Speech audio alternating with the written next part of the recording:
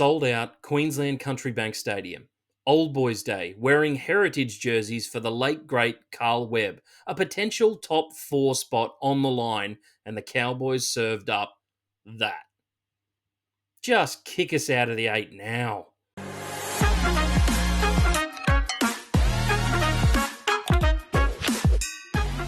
What's going on, guys? Bergs here from The Casual Athlete, and while I am a day removed from the embarrassment that was Queensland Country Bank Stadium on Saturday night, I will thank you guys for coming back and listening to my tips each and every week. This week, it is round 24 up on the card, but before we get into the tips, guys, just a reminder to like and subscribe to the channel. We bring out so much content each and every week, and it is because of you guys that we get to continue doing this, so hit the subscribe button and hit the notification bell so that you don't miss out on any of our latest content.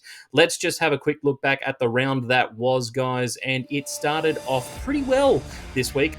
While we didn't get the margin this week, we still managed to get 5 out of 8 tips correct, and that's all you're aiming for, just a little bit above that 50% each and every week. I think you've got to average 5 tips every week to really be considered a chance in any of your competitions.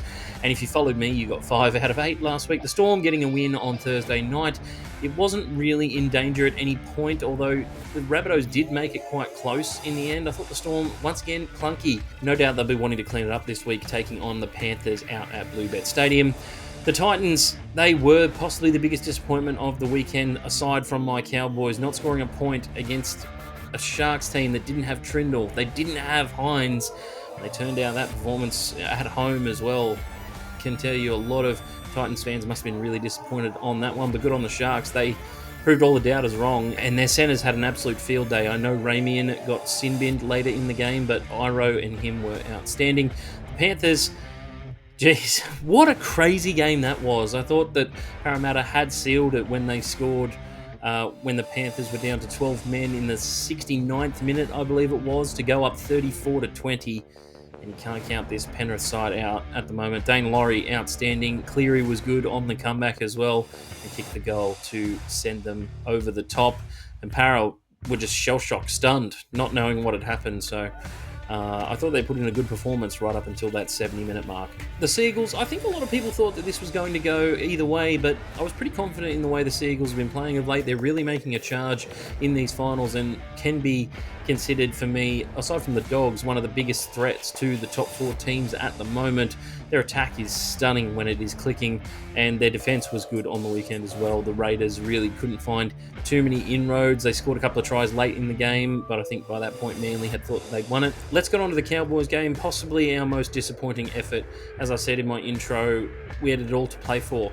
Old Boys Day, Carl Webb jerseys, the top 4 was beckoning for us as well, and the Broncos are not in good form. And while I wasn't happy with a lot of the calls that were made in this game by the referee, it just descended into this pit of despair in terms of I didn't think that we were ever going to come back in that game. The Broncos, despite missing Payne Haas, were winning all the contact. They were getting quicker play the balls. They were almost bursting through our line. The defense was nowhere. The line speed was nowhere, and the Cowboys really disappointed on this one and need to fix it up moving forward. For the Dogs, good win out at Netstrata Jubilee. Another sellout for them. Man, they're just selling out stadiums at the moment, the Dogs, and they handled the pressure really well in this one. I think Flanagan is being cited for a bite on Stephen Crichton, so we'll see what happens for that for the Dragons, but another good win from the Doggies there. The Warriors, they were so close. They were so close, man. I really thought that they would get over the line there, especially towards the end. I'm not sure about the penalty try, but just goes to show I think these Dolphins are really not in the best of form come finals time, and it's probably the time where they need to be showing their best form. And for the Knights, yep, I thought it'd be a bit closer than it ended up being, but 16 points, yeah, congratulations to the Knights for getting a win there. They needed that one if they're going to be in the hunt for the 8. They're only 2 points out of the 8 at this point in time for the Knights, and their run home isn't the most difficult one in the world, but we'll see what happens in the end. Now, guys, let's get on to the tipping comp that we are running with tipping.nrl.com this year, and we still have Jeff in first place, with Callan in third and Chris in second, all tied and only separated by margin, guys. It is getting steamy up here at the top end. I am unfortunately not at the top end, but keep putting in your tips, guys, each and every week. I do update everyone on how the tipping comp is going. We go right through to the grand final. Let's press on and have a look at round 24's tips.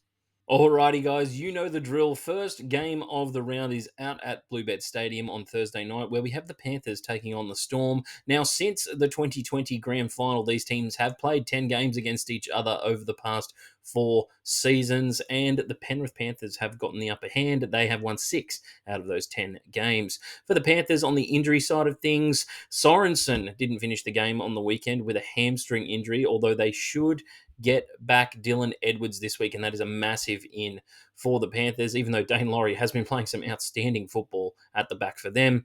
On the Melbourne side of things, they should get Eli Katoa, who was rested last week with his knee injury, and Joe Chan was also rested, so should get a little bit better in terms of the depth in the second row rotation there. Xavier Coates still a couple of weeks away. He was tipped to come back in round 23, but that has now been pushed out another couple of weeks just with the hamstring injuries he's had this year. I assume that is why he's been kept out, and this matchup is always one to watch. You've got to be tuning in on Thursday night. These two teams put on some absolute classics over the last 4 seasons, and you could probably say they're not playing their best football at the moment. Penrith lucky to get a win the other night. I know a lot of people will say that's the championship pedigree, but there was definitely some scares from a Parramatta side that are definitely not Parramatta's best 17 out there on the park on the weekend. And for the Storm, you could argue that they've possibly had 2 of their most concerning weeks of the season. Munster coming back into the side, it hasn't really gelled that well. They seem to be dropping a lot of ball. The other night against the Rabbitohs, that's what I noticed the most. The Storm dropped quite a lot of ball and really gave possession back to the Rabbitohs. So if they do that again this week and give possession to Penrith, then I think Penrith could run roughshod over this Storm side. They are lacking a little bit of oomph in that forward pack. It's a tough one for me, but I feel like Penrith get the win here 1-12. I just feel like the Storm aren't really doing their best to hang on to this minor premiership, and no doubt it'll be a big coup for whoever gets it. It's always something that needs to be noted, but they haven't played their best football in the last couple of weeks, and that worries me in the sense that they could turn out this week and just put a score on Penrith. Both teams should be up for this game, but I'm going to go the Panthers 1-12. Second game, we're out of Brookvale where the Sea Eagles will be taking on the Warriors. Now, these two teams met earlier in the season, as you remember, and played out the only draw that we've seen so far this season. And for Manly last week, it was nothing but clinical. And on the Warriors side of things, you'd probably say they were a bit unlucky not to get over the line against the Dolphins, and they'll be backing up on the back of a 5-day turnaround for this one. Having played Golden Point, that is definitely tough. Each team should get a couple of players back. We had Sean Johnson for the Warriors not play last week due to a quad injury he picked up in training. Seemed to be a small one and a bit more precautionary than anything, so he should be back against the Seagulls in this one. And the Seagulls should get Josh Aloiai back as well. Not that they need any help in the middle forwards at the moment, but he definitely bolsters them quite a bit, especially coming up against this Warriors forward pack. I just feel like the Warriors aren't really in a good position to win this game. You know, they played on Sunday. This game's on Friday night, early game on Friday night as well. That's a tough schedule to really come back from. And not only was last week taxing for them, they had to play extra minutes as well. But emotionally, it's hard to pick yourself up off the deck on the back of a 32-point score, and they lost as well. I know the Dolphins would have been feeling that last week when they lost with scoring 34 points, but it's tough when you concede 34 points as well. And I just feel like Manly have got a really good rhythm in their attack right now. And they're one of those teams, kind of like the Roosters, where they can score more points than you, then they're probably going to win the game. They really back themselves. They throw the ball around a lot. Saab, Garrick had a field day on the weekend. Tommy Trebojevic, can't go past without mentioning him. He seems to be in one of the richer veins of form that we've seen from him over the last 3 seasons compared to that 2021 season. Obviously, he's had the injuries, but man, he's still a threat out there. And I think Manly really run away in this one and get a big win, 13 plus. Roosters and Eels are up next, and for the Eels, the other night must go down as one of the biggest blunders in club history. They easily had a win against Penrith, and they let that one slip right through their fingers in the space of what seemed like 3 or 4 minutes. they were not only down and having to kick a penalty goal to stay in the game and potentially push it to golden point. And I question that decision just based on who was kicking it. And they didn't have Moses in their side, and they had so much success scoring against Penrith on the night that you'd almost think that scoring a try would possibly be the option. But I understand the call in going for the penalty goal. You tie it up when you can. For the Roosters, they had a week off. So this is going to be another tough one for the Eels. In the last 10 games as well, they've dominated the fixture, the Roosters. They have beaten the Eels 8 times out of those last 10 games. And it's tough for the Eels. They don't really get anyone back for this game either. Sivo's still a couple of weeks away. And for the Roosters, they get Nat Butcher and Dom Young back. So that really helps their bench rotation and one of the wing spots they have in their outside backs. I just feel like the Roosters get a win here, and it's pretty simple, unfortunately. It's also at Allianz Stadium. The Roosters have been very good there this year. And some of these top 8 teams you're going to see at this stage of the year, they're not really going to lose games to the bottom teams in the 8. Although saying that, the Dragons did beat the Storm a couple of weeks ago, and Parramatta nearly beat Penrith. So with that in mind, Roosters 13 plus. Super Saturday starts with the Dogs taking on the Dolphins in Bundaberg, of all places. And for the Dogs, they have been outstanding. Got to give credit to the Dogs at the moment. Got to take a minute to really appreciate the football that they are playing. They are looking at like a genuine top 8, even top 4 side, you would say at the moment. Although the Sharks did get a win on the weekend, so they've kept them out of the top 4. But man, the Dogs are looking like going on an incredible run this year, and it has been not only impressive to watch as an outsider, but to see their fans be, relieved of so many years of pressure. It's just amazing, and well done to the Dogs. Not yet, though. The job's not finished, but they still have to go up to Bundaberg this week and take on a Dolphins side that, well, I thought they were going to lose that game last week. Once again, the fading trend of the Dolphins came out to play, and the Warriors nearly snatched one from them. And Sean O'Sullivan, of all people, was the bloke who kicked the field goal, coming on from the bench, getting subbed on in Golden Point to kick a field goal. Tell me the last time that's happened. I'm not too sure. But yeah, it was absolutely amazing scenes at Suncorp. In terms of this game, I would have tipped the Dolphins a couple of weeks ago if you'd asked me who was going to win this one. Just it being out at Bundaberg in Queensland, the Dolphins don't have to go as far as the Dogs, and it is a Dogs home game, but Dogs haven't lost a home game this year, and they're definitely playing better football than the Dolphins, and if they continue this form, then who's to say they can't go all the way this year? I think they get a win here pretty handedly. I feel like the Dolphins aren't playing the kind of football. They definitely showed flashes, but they just aren't really keeping teams out for a solid 80-minute period. And the Dogs' attack is really clicking into gear of late. And I think they put a score on them. Dogs, 13 plus. I want to talk about the Cowboys game. Can we skip this one? Queensland Country Bank Stadium, the Cowboys will be taking on the Raiders at 5:30 on Saturday. And for the Cowboys, they're actually shooting for 6 in a row against the Raiders. It's one of the most impressive records that we have against any team in the competition. And the Cowboys, let's make no bones about it, were god-awful last week. I put up a meme on our Instagram that completely explained my thoughts on the game, and it just really disappointed me from the outset. I thought that our first half was quite good, and then when Scott Drinkwater dropped the ball over the line in the second half for us to go up potentially 24-12, that for me was a huge turning point, because after that, it felt really flat, like the air went out of the building, that we didn't have the crowd support. It seemed really quiet on television, and I couldn't really gather why the Queensland crowd or North Queensland crowd was so quiet. It was bizarre to me. Really felt like the Broncos were winning the contact. They pushed us back in tackles as well. I don't know, coming up against this Raiders forward pack, whether we're going to do that. Joe Tarpany on the weekend, despite getting sin binned, he looked like he was out on a mission out there. And Josh Papali'i obviously had one of his best games.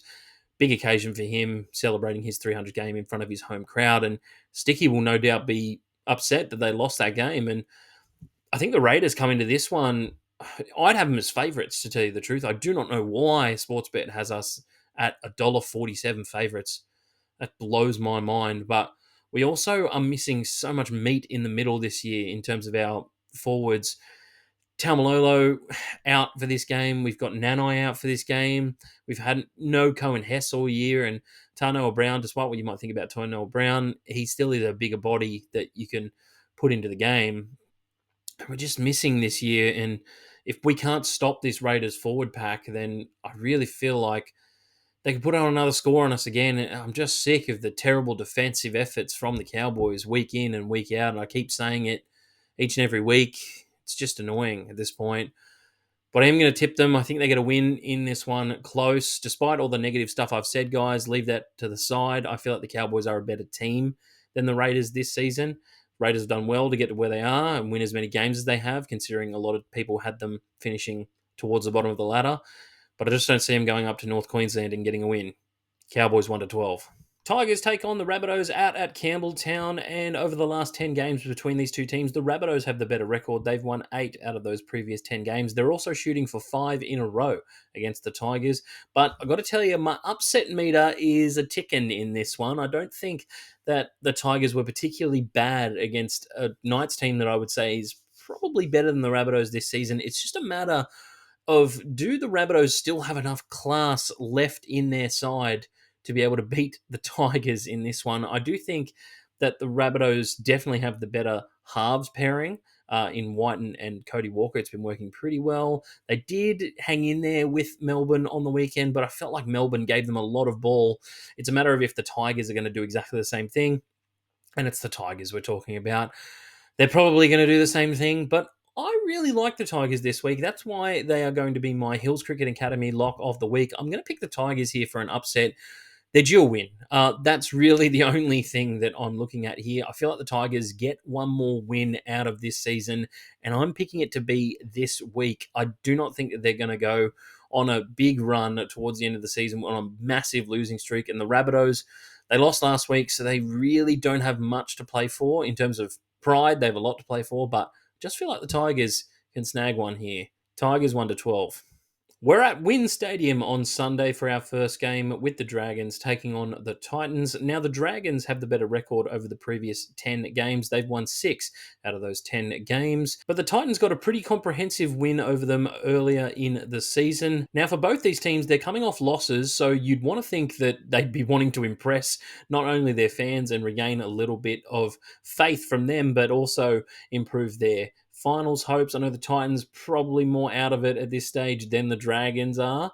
And the Dragons, they've been going win-loss this whole time. Another thing to note for the Titans is they did beat the Dragons earlier this year, yes, but they have not beaten them twice in the same season in their entire history of being a club. So I feel like the Dragons going down to Wynn Stadium, I know they had a pretty big loss there last time they played there. It's normally a fortress for them. They'll want to show up for the fans down in Wollongong and get a win 1-12. The final game of the round is at PointsBet Stadium in Cronulla, where the Sharks will be taking on the Knights. Finally, we get a corker on a Sunday afternoon. I feel like a lot of the games booked for Sunday afternoons for the NRL this season have been a little bit lackluster, but this one has a lot riding on it. Sharks chasing a top 4 spot. Can they hold on to it with a rampaging Dogs on their tail? And the Knights, well, they are 2 points outside the top 8. They need some results to go their way, and they need to keep winning in the process. Over the past 10 games between these two teams, the score is settled at the moment at 5 apiece, and the Sharks should get some players back for this one, which will help their chances quite a bit. Hamlin Uele, Wilton, and Trindle should be back for this one, and on the Knights side of things, they should also get Dylan Lucas back, who was a late pullout from the game last week. Wow, Sharks, got to say, did not expect a 44-0 performance from them, especially with the halves combination they went into it with. Daniel Atkinson, man, when he becomes the lead half for that team, he just turns into another human being. I don't understand why he is so good when he is the sole playmaker there, or when either of them are the sole playmaker, Hines, Trindle, and himself. They just turn on this ungodly level that we didn't know they had. And for the Knights, they got a nice win in front of their home fans last week against the Tigers. It's definitely one that they needed in order to stay in touch with the top 8 race. I thought Fletcher Sharp was outstanding once again, man. He needs to be in the team full-time every single week. I don't care who you've got coming back into the side potentially, but his speed, his kick returns, the play that he had where he nearly went into touch, or where Ponga dropped it but then kicked it, went into touch, then he kicked it back in for himself. He beat 3 Tigers players who were closer to the ball Like, the kid is a freak. Really tough for the tip, though, in this one. I think that the Sharks should get a win at home with Trindle coming back, but they've been so up and down of late. The Knights have some really good defense, but against some of those top teams, haven't really been able to score points. And the Sharks had a shutout last week, so their defense is pretty rock solid against a Titans team who can score some points. I'm going to go the Sharks in this one. I feel like they get a win and solidify their spot in the top 8, and the Knights might just have to wait another week, although they haven't really got many weeks to wait at this point in time. Sharks 1-12. So that is it for the video this week, guys. What do you think about my tips? Let me know down in the comment section below. Please make sure that you like and subscribe to the channel. We bring out so much content each and every week, and I'll catch you on the next one.